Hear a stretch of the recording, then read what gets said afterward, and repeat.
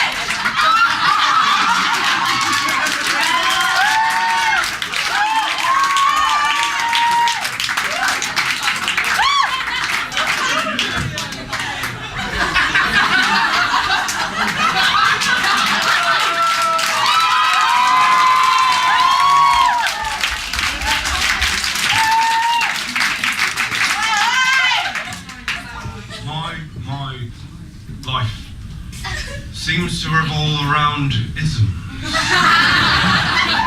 Well, to start off with, we're all organisms, and being individual organisms, we all have mannerisms. Yes, true? But the thing is, some of these isms, they're a bit negative, they're a bit bad. For instance, plagiarism. Bad. Fascism. Bad. Rheumatism.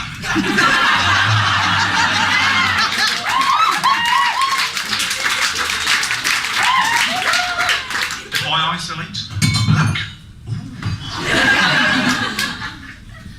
Anger.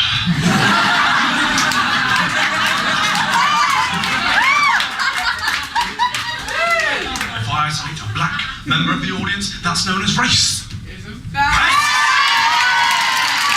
If I isolate a female audience member, it is known as sex.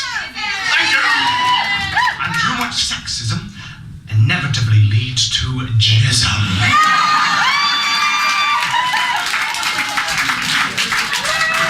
Which is all well and good at the beginning, but it comes to a sticky end. Now, it's an old part of our everyday lives. Even in religion, we have Catholicism, we have Judaism, we have Buddhism. Now, I read in the paper the other day that Buddhist monks have been banned off the internet for flirting with girls. That's right, flirting with girls. Yes. And one of the quotes in the story was, if you're found talking to one of these monks, please tell them to leave the site immediately.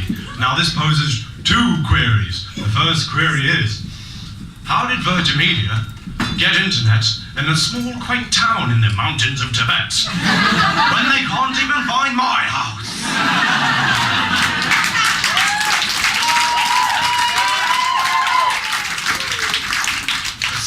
Of these.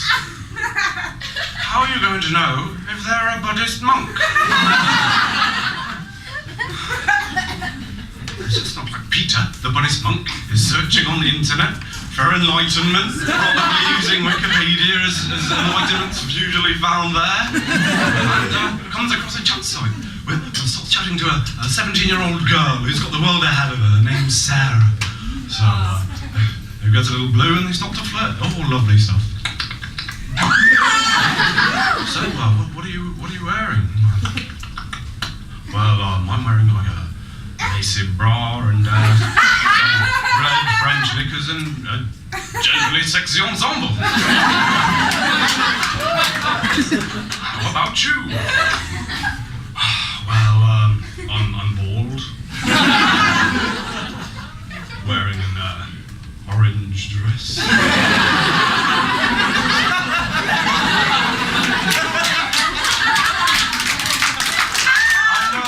And some sandals.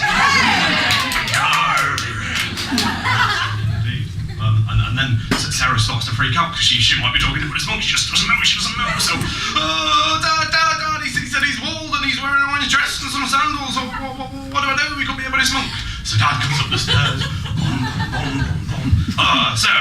Sarah, that's a generally sexy ensemble.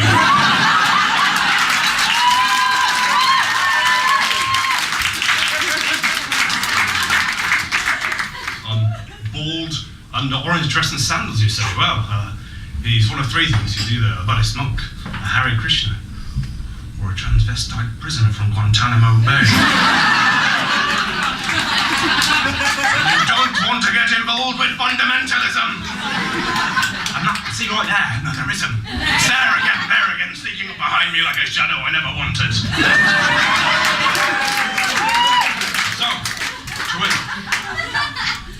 to escape from these isms, I go to the pub, get myself a pint, sit myself down, start thinking about how I can avoid these isms, but then I realise, pint in my hand, alcoholism.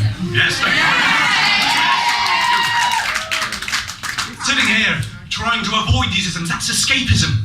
And if, in my attempt of escapism, I take a plane from London all the way to America, what's my biggest worry? Terrorism.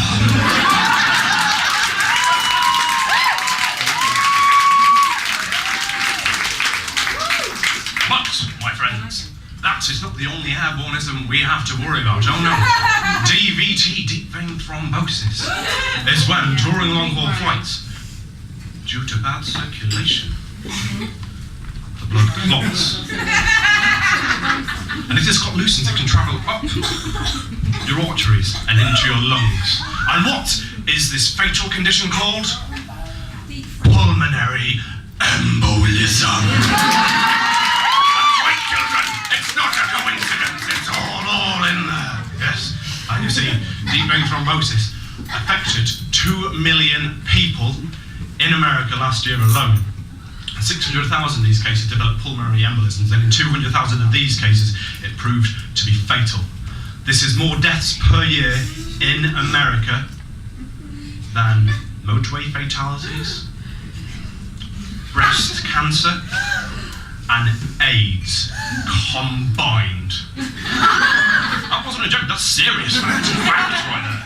And what have they found that prevents this terrible, terrible condition?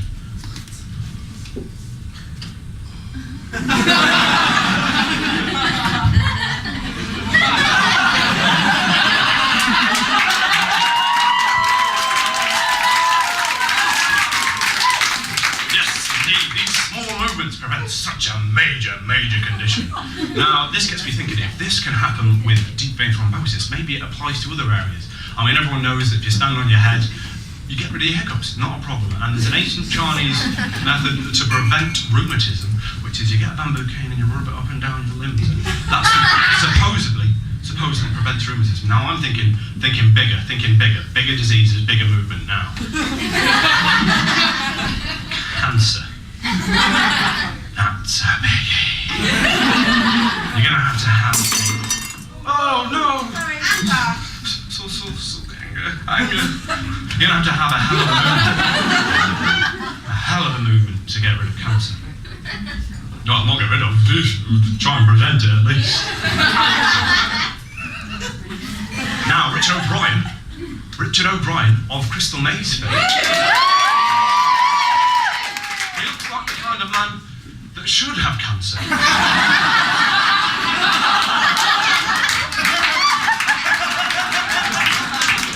But he doesn't, which is the important thing, he doesn't. And I think the reason... As you know, you may have cancer. Exactly. Oh, yes. Good topical, thank you for that. But because he may have cancer, this doesn't mean he does have cancer, but to prevent this, he has the way, he knows the prevention of cancer, because, you see, through the Rocky Horror Generations, he has sent us a little prevention. I believe it goes a little bit of a jump to the left, and